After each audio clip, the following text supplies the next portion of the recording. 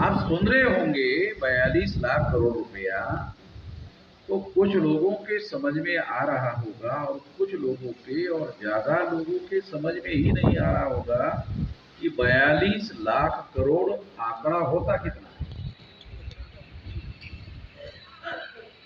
आ रहा समझ में आ रहा है कितना आंकड़ा होता है 42 लाख करोड़। अभी भी मुझे नहीं लगता कि समझ में आ रहा होगा ये आंकड़ा है कितना। अनपढ़ लोगों के लिए नहीं पूछ रहा हूं, ये पढ़े लिखे लोगों को ना समझने वाला आंकड़ा है। और इतना करोड़ का भारत सरकार का बजट है एक साल, केवल एक साल का। एक साल में इतना पैसा केंद्र सरकार के पास आता है और केंद्र सरकार मार्च एंड तक कंपलसरी खर्चा करना बंधनकारक है। उससे आगे ये पैसा खर्चा करने का काम बंद हो जाता है, फिर अगले साल का बजट शुरू हो जाता है। तो इतने लाख करोड़ रुपया केंद्र सरकार के पास आता है, उसी तरह से अलग अलग राज्यों की सरकारें हैं और अलग अलग राज्य सरकारों का बजट अलग अलग है। फिर लखनऊ है तो लखनऊ तो महानगर है, तो महानगर है तो महानगर पालिका होगी, महानगर पालिका होगी तो महानगर पालिका को टैक्स लगाने का अधिकार होगा, फिर पैसा इकट्ठा होगा, फिर खर्चा करने का काम होगा, ये बजट अलग होगा। तो लखनऊ महानगर पालिका के साथ साथ लखनऊ जिला भी है ना। और ऐसे 75 जिले हैं लग आपके यहाँ, शायद 75 नहीं 80 जिले हैं। 80 लोकसभा है कि जिले है? लोकसभा है, 75 जिले। तो 75 जिले हैं, तो 75 जिले में जिला पंचायत होगा। महानगर पालिका और जिला पंचायत अलग अलग है। आपके उत्तर प्रदेश में अगर लखनऊ और कानपुर महानगर है तो ये दो जगह महानगर पालिका होगी, और अगर इसी के समकक्ष और भी कुछ शहर महानगर होंगे, जैसे इलाहाबाद है तो महानगर, वाराणसी है तो महानगर है, तो वहां महानगर पालिका है। तो हर एरिया का अलग गवर्नमेंट होती है और उसका बजट होता है। इसी तरह से तालुका का होता है, तहसील का होता है, ग्राम पंचायत का भी होता है। तो ये सारा पैसा इकट्ठा होता है और 12 महीने में खर्च होता है। तो इतना सारा पैसा है और ये सारा पैसा जो देश चलाने का काम है और देश में रहने वाले लोगों के विकास का काम है, उसके लिए खर्चा होते रहता है। अगर मान लो ब्राह्मणों की पार्टी है तो ब्राह्मण निर्धारित करेगा ये पैसा किस मत पर खर्चा हो, गरीब पर होना चाहिए या नहीं होना चाहिए, वो डिसाइड करेंगे कहाँ खर्चा होना चाहिए। तो अभी तक आपने देखा होगा कि जिन लोगों के पास पैसा है, ये पैसा इकट्ठा होकर फिर उन्हीं लोगों के पास जा रहा है, गरीबों के पास नहीं आ रहा है। इसलिए नहीं आ रहा है क्योंकि विकास की योजनाएं और उसके लिए बजट एलोकेट नहीं हो रहा है। तो इसके लिए सत्ता परिवर्तन होना जरूरी है, क्योंकि सत्ता के नियंत्रण में बजट है। ये सारा बजट सत्ता के नियंत्रण में है और व्यवस्था परिवर्तन के लिए यदि वर्ण के आधार पर बनी हुई व्यवस्था है तो वर्ण में सबसे ऊपर ब्राह्मण है, सबसे नीचे शूद्र है वर्णा सिस्टम में। ये शूद्र कौन है? ओबीसी के लोग ब्राह्मण धर्म के अनुसार शूद्र है। ये हमारे पढ़े लिखे लोगों को पता नहीं। शेड्यूल कास्ट शूद्र नहीं है, अछूत है। ये भी पढ़े लिखे लोगों को समझ में नहीं आता। अछूत और शूद्र में क्या फर्क है? ब्राह्मण शूद्र का छुआ खा लेता है, शेड्यूल कास्ट का छुआ हुआ नहीं खाता। ये तो मालूम है ना। ये बारीकियां आप लोगों को मालूम होना जरूरी है। और इस वजह से हम लोगों को क्या करना चाहिए, क्या नहीं करना चाहिए, अगर ये बारीकियों की जानकारी और ज्ञान होगा तो सत्ता आपके नियंत्रण में रहेगी। तो सत्ता का उपयोग और प्रयोग वर्ण के आधार पर, जाति के आधार पर, अस्पृश्यता के आधार पर, आदिवासियों के सेग्रीगेशन के आधार पर, महिलाओं के दास्तां के आधार पर, शूद्रत्व ओबीसी के ऊपर थोपा गया उसके आधार पर एक रेमिनिकल सोशल ऑर्डर बनाई गई, जिसके नियंत्रण में सत्ता होती है वो बनाते हैं, जिनके नियंत्रण में सत्ता होती है वो इसको बनाए रखने के लिए कोशिश करते रहते, इसको बदलने नहीं देते। जब ये बदल जाती है तो ब्राह्मण ऊपर है, सबसे ऊपर है। अगर ब्राह्मण सबके ऊपर है और अगर ये बदल गई और ऐसी हो गई तो ब्राह्मण धड़ाम से सबसे ऊपर से सबसे नीचे गिर जाता है। तो ब्राह्मण ब्राह्मण समझ खुश होने की उतनी जरूरत नहीं, केवल समझने की जरूरत है। अभी मैं केवल समझा रहा हूं, गिरा नहीं रहा, केवल समझा रहा। गिराने के लिए पहले समझना जरूरी है। समझ में आएगा तो फिर इसमें बदलाव कैसे करना है, ये करने का काम बहुत महत्वपूर्ण है। तो ये सत्ता परिवर्तन जो है ये संगठित शक्ति के बगैर नहीं होता है। जो सत्ता परिवर्तन है वो संगठित शक्ति के बगैर नहीं होता है, और व्यवस्था परिवर्तन संगठित शक्ति से नहीं होता है, सत्ता परिवर्तन से होता है। संगठन से सत्ता परिवर्तन होता है, और सत्ता परिवर्तन के बाद सत्ता पर जब नियंत्रण होता है तो उस सत्ता का उपयोग व्यवस्था बदलने के लिए करना पड़ता है।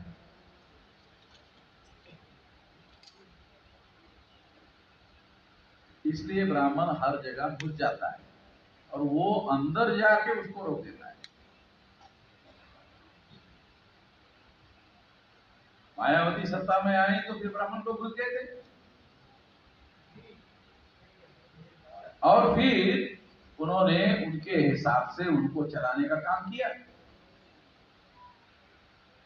मायावती को जब 403 में से 207 विधानसभा की सीटें मिली थी तो उसको 30% वोट मिला था। मायावती को 30% वोट मिला था। अभी वो नीचे गिरते गिरते गिरते गिरते कहां तक गिर गया? 7%। तो 30% था वो 7% आ गया। 7% से तो एक भी एमएलए चुनकर नहीं जाएगा। तो मायावती का एक हाथ है क्या? है? नहीं है, एक है, है? वो जो एक था वो उनके पार्टी में ही है कि छोड़ के चला गया? है। चलो बड़ा खुशी की बात तो है आया और वो हाँ हाँ हाँ। तो मैं तो आपको समझा रहा हूँ कि अब एक है तो अब 7% में वो एक रहेगा क्या? रहने की संभावना नहीं। तो ये आंकड़े हम लोगों को समझना बहुत जरूरी है। तो आने वाले समय में हम लोगों को ये बात थोड़ा समझना होगा। बामसेप ने ये ताकत, संगठन शक्ति की ताकत पैदा की थी और उसकी बदौलत मायावती मुख्यमंत्री बन पाए। आरएसएस जैसे सामाजिक संगठन ने बीजेपी को दिल्ली में पहुंचाया। दो बातें समझा रहा हूं। बामसेप ने मायावती को मुख्यमंत्री बनाया सामाजिक संगठन ने, और आरएसएस ने भाजपा को दिल्ली में पहुंचाया। समझ में आ रहा? सामाजिक संगठन ने, बामसेप ने मायावती को मुख्यमंत्री बनाया। बामसेप अब मायावती के समर्थन में नहीं है, तो क्या स्थिति हुई? बामसेप 7% में आई।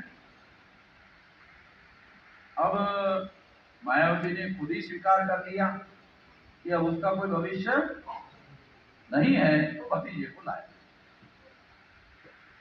है, भतीजे को लाया ना, और भतीजे को भी काम नहीं करने दे रही, उसको भी उठा पटक करवा रही।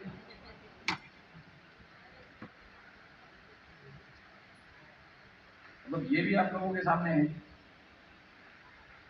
तो आरएसएस जैसे सामाजिक संगठन ने नरेंद्र मोदी को केंद्र की सत्ता में प्रधानमंत्री के स्थान पर पहुंचा दिया है, तो इसका मतलब ये है कि सामाजिक शक्ति, सामाजिक संगठन, राजनीतिक सत्ता हमारे लोगों को दिलवा सकती है, तो सामाजिक संगठन की शक्ति को बढ़ाने का काम करना चाहिए।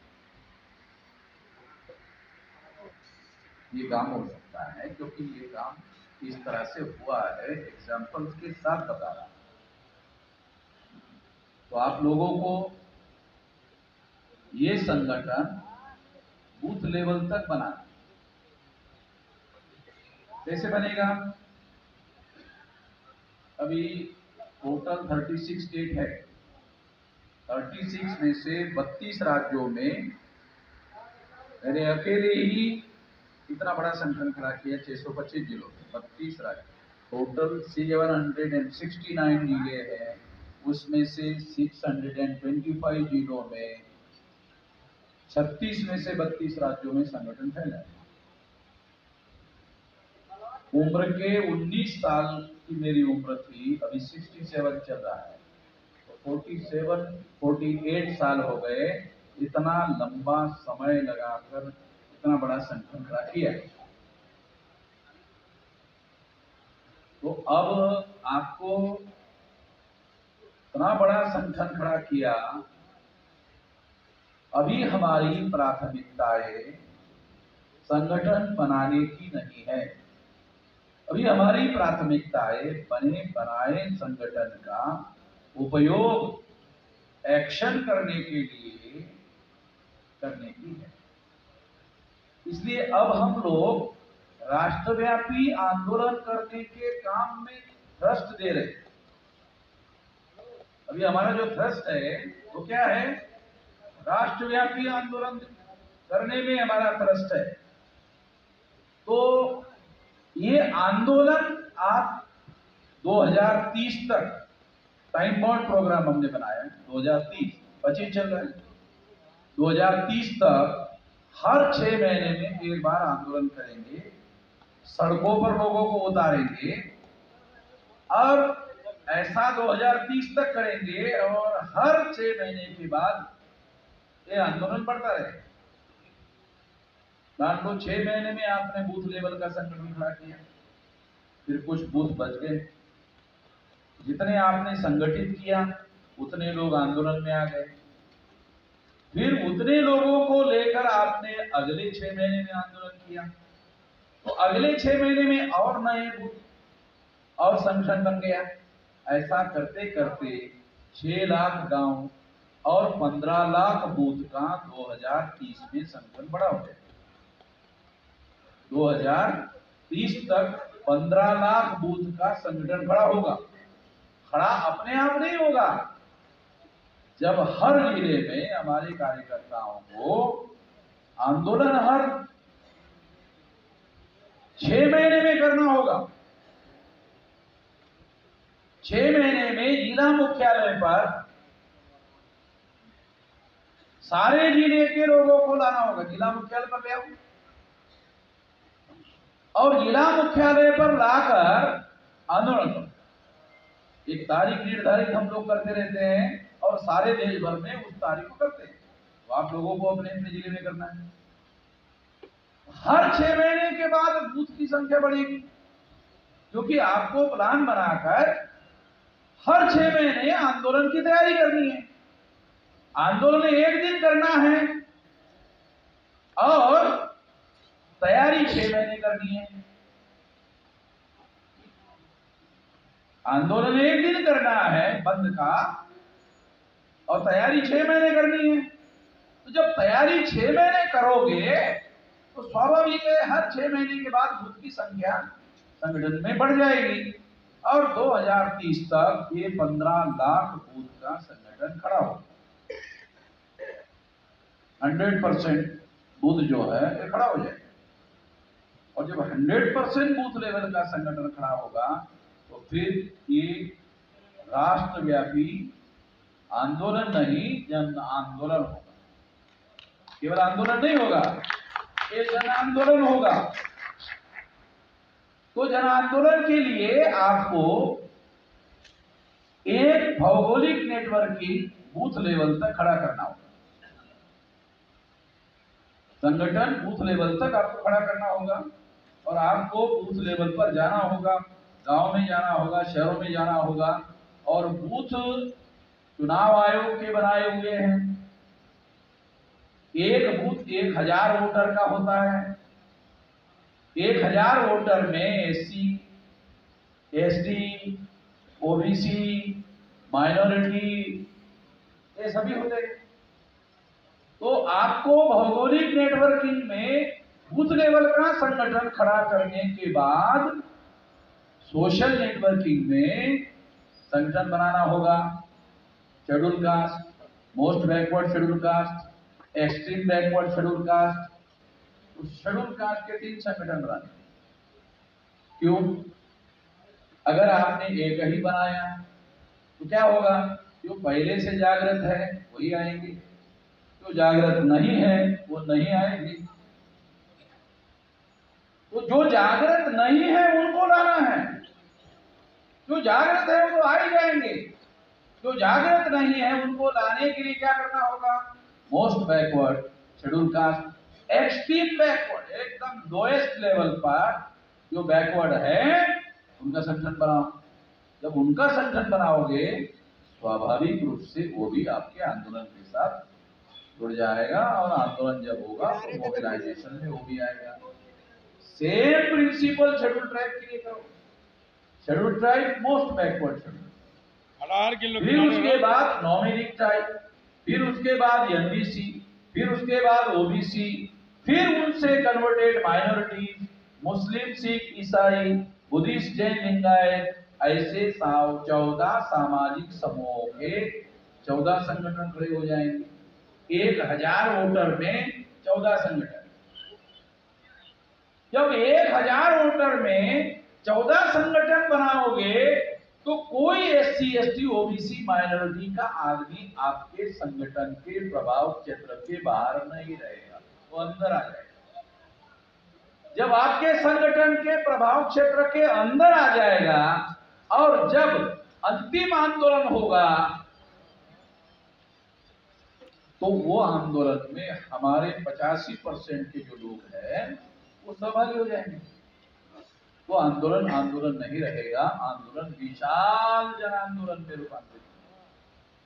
9 अगस्त 1942 को गांधी ने क्विट इंडिया मूवमेंट चलाया था, भारत छोड़ो आंदोलन चलाया था, तो अंग्रेज भारत छोड़कर चले गए।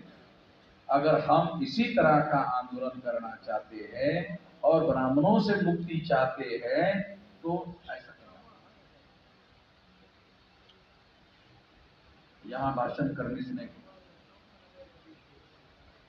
दूसरा, हर जिले में वीकली, हर जिले में जो काम बता रहा हूं ना आपको करने के, वो हर जिले में वीकली, हफ्ते में मीटिंग करो और हफ्ते का काम निर्धारित करो कितना बूथ हो गया, और समीक्षा करो हफ्ते में। फिर महीने में स्टेट लेवल पर करो। स्टेट के लोग हैं तो महीने में स्टेट लेवल पर करो, और 3 महीने में राष्ट्रीय स्तर पर करो। तो हम करेंगे।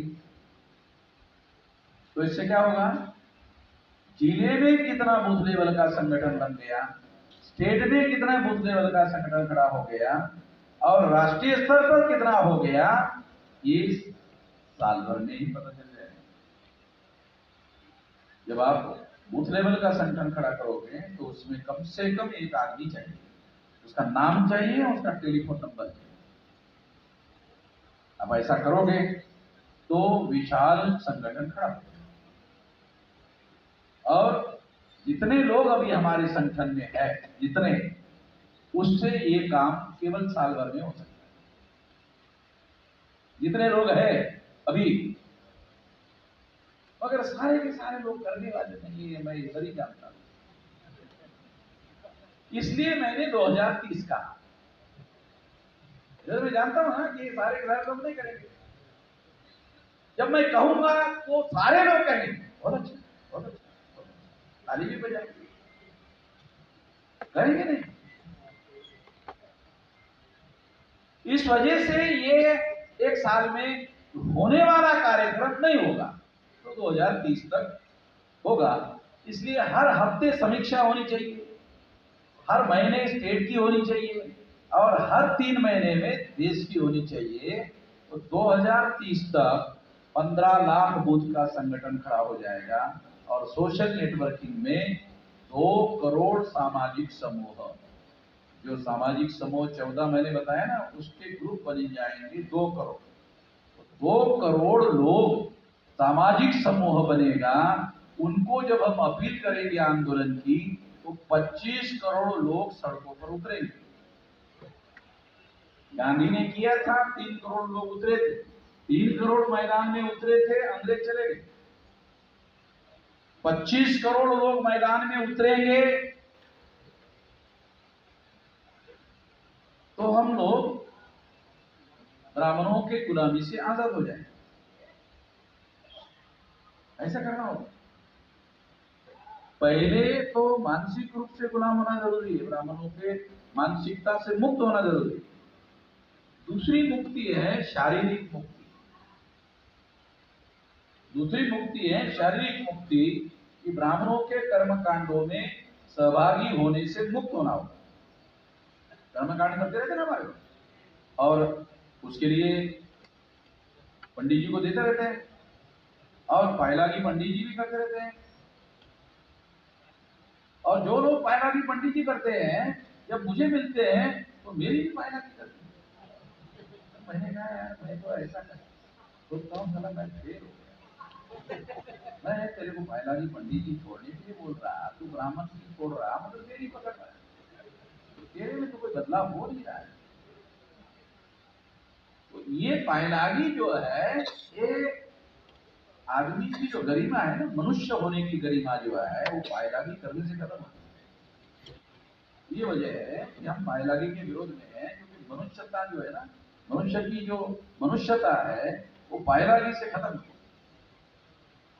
वो मनुष्य की मनुष्यता बहुत ज्यादा जरूरी है, उसको गिराने का काम ब्राह्मणवाद ने किया, इसलिए हम इसके विरोध में हैं।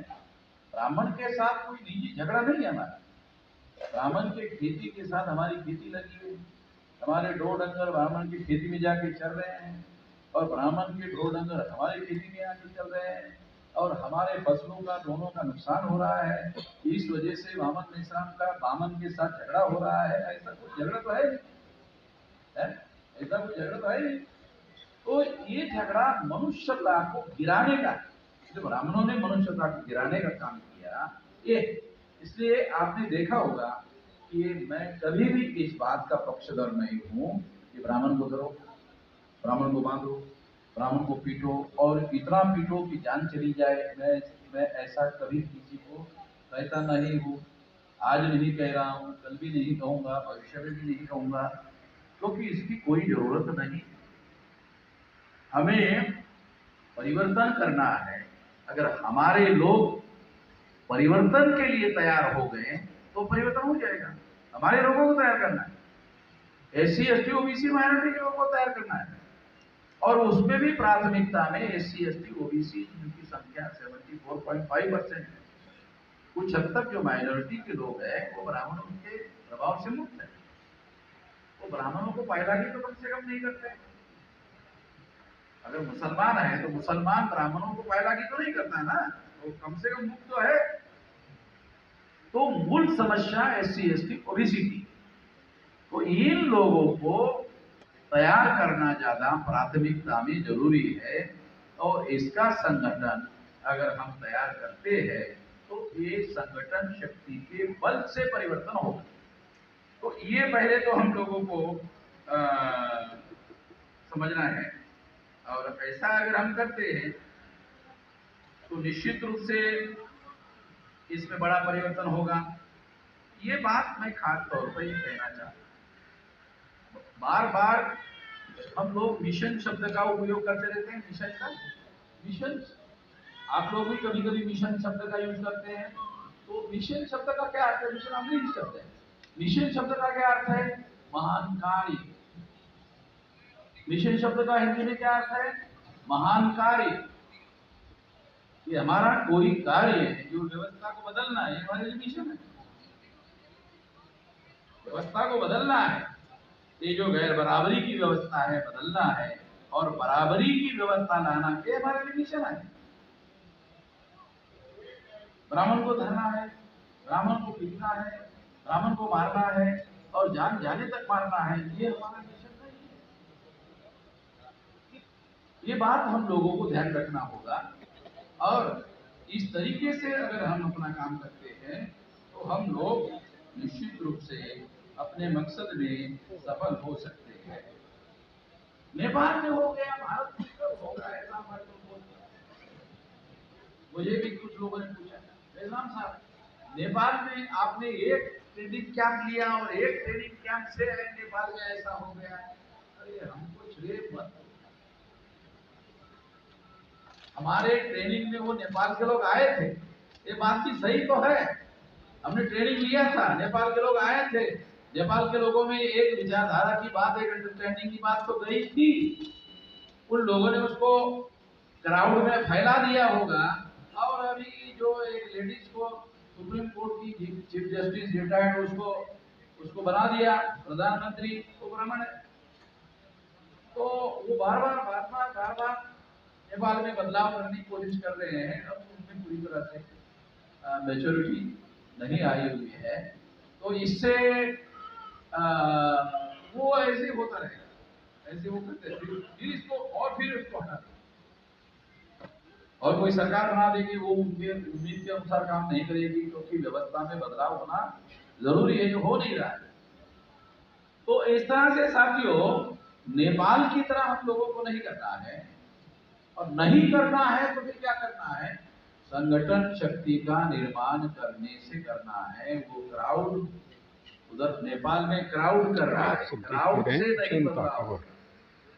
संगठन शक्ति से जो बदलाव होगा वो स्थायी होगा, वो ड्यूरेबल होगा, वो लंबा होगा, और जैसा चाहते वैसा होगा। ये ध्यान रखना है। इसलिए हम लोग ज्यादा समय लेते हैं संगठन बनाने के लिए, बार बार मैं ज्यादा जोर लगाता हूँ, और मैंने जिंदगी भर संगठन बनाने पर और संगठन शक्ति निर्माण करने पर ज्यादा जोर लगाया। अभी भी कह रहा हूँ 2030 तक हम लोगों को ऐसा करना है, तो हमारे पास संगठित शक्ति रहेगी, और संगठित शक्ति के बल पर जैसा चाहते हैं वैसा बनना। धन्यवाद।